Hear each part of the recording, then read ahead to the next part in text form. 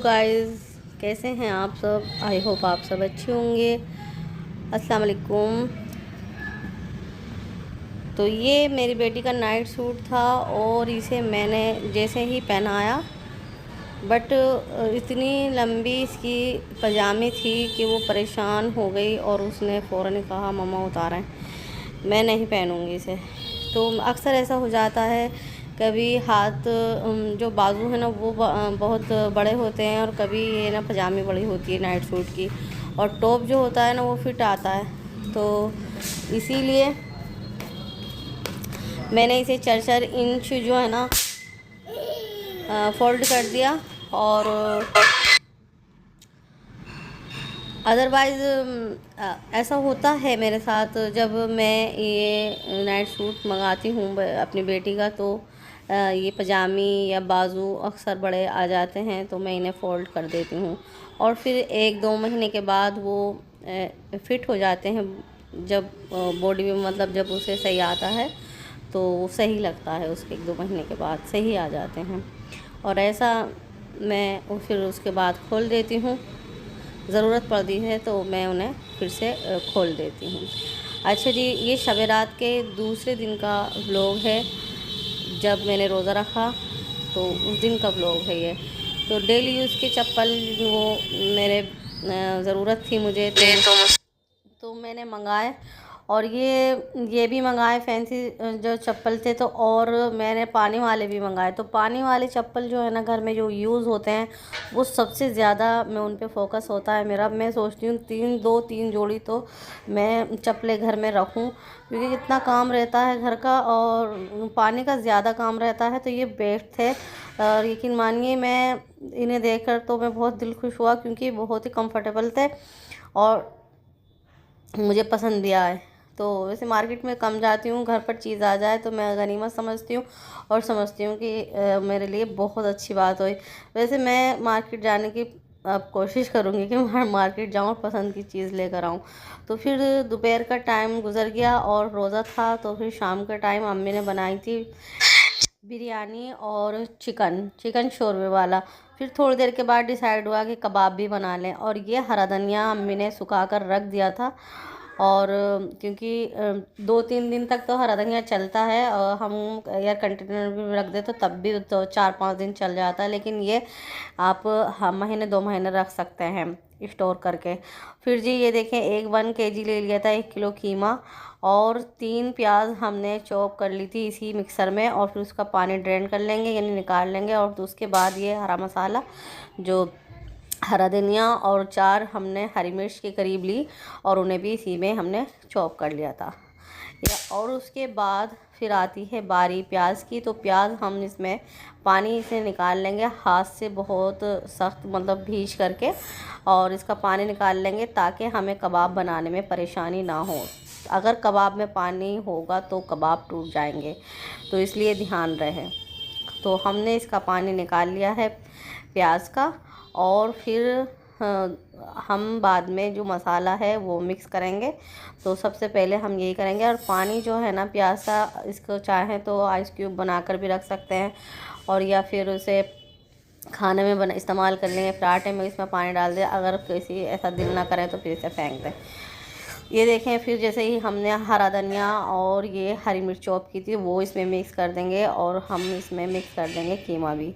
तो कीमा मैंने देखा कीमा तो मुझे कुछ मोटा लगा, और अम्मी ने कीमे के साथ साथ 1 चम्मच लहसुन अदरक का भी इसमें पेस्ट ऐड कर दिया था।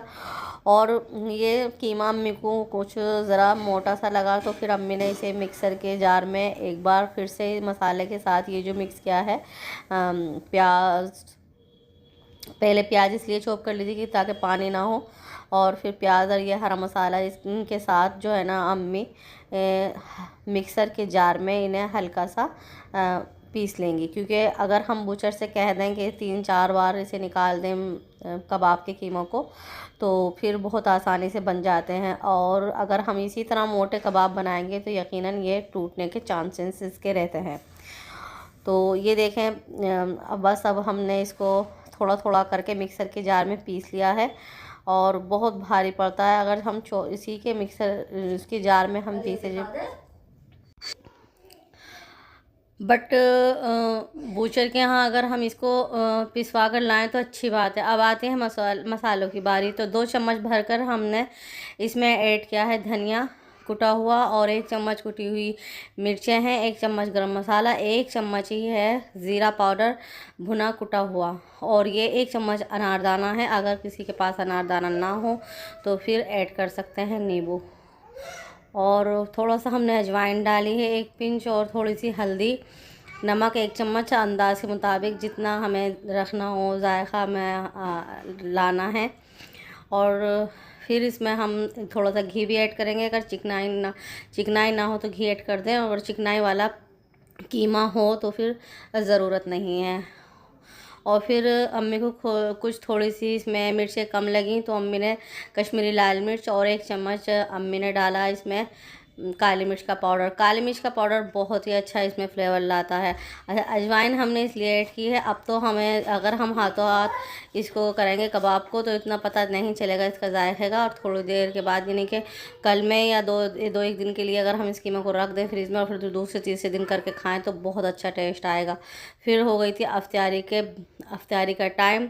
तो छोटी बहन जो मेरी सिस्टर है वो बना रही थी अफ्तारी, अम्मी ने बना लिया था ये सालन और बिरयानी। तो फिर अच्छा, छोटी बहनों का काम होता है चाट बनाना, रोटियां बनाना, सफाइयाँ करना, इतना ढेर सारा काम करती हैं, लेकिन खाना बनाने से जी चुराती हैं। और फिर आ गई थी कबाब की बारी, तो अम्मी ने हाथों पे लगाया घी, और घी लगाने के बाद फिर छोटी छोटी टिक्कियाँ बनाई इसकी, और ये फूल कर और छोटी हो जाती हैं। तो फिर इन्हें फ्लेट कर दें, हल्के हल्के हाथों से इन्हें फ्लेट कर दें। मोटा ना बनाए, इतना मोटा ना हो और ज़्यादा पतला भी ना हो, लेकिन ये सिकुड़ कर छोटी हो जाती हैं। तो आधा कीमे के कबाब बना लिए थे, आधा कीमा रख दिया था। तो ये देखें, और टाइम हो रहा था रोज़े का, तो बस हैंड टू हैंड इन्हें बनाए थे, इसलिए टाइम था। अब बिल्कुल इफ्तियार का टाइम हो रहा था, तो बस जल्दी जल्दी इन्हें फ्राई कर लिए थे।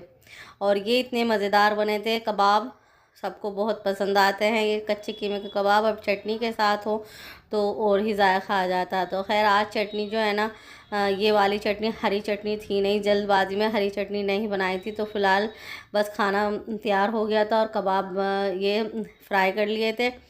तो अब हम दस्तरखान पे जाएंगे, क्योंकि टाइम बहुत ज़्यादा हो गया था। और ये फ्रूट चाट तैयार हो गई थी। तो बस अब इसमें मसाले ऐड कर देंगे, और दही बल्ले, बिरयानी, और ये सालन बना।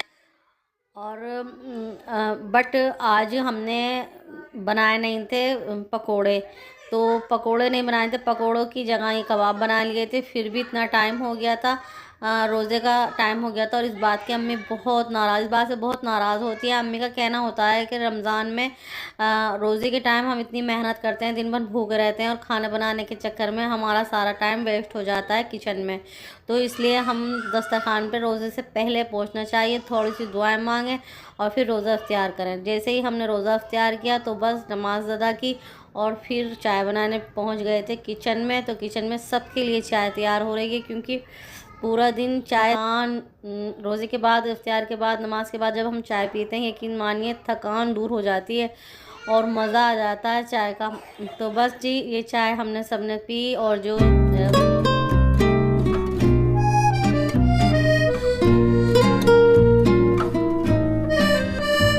हमारा ये रोज़ा हुआ, और बहुत ही हमने एंजॉय भी किया। तो चले, मुझे दें इजाज़त, बहुत जल्द मुलाकात होगी। अल्लाह हाफिज़।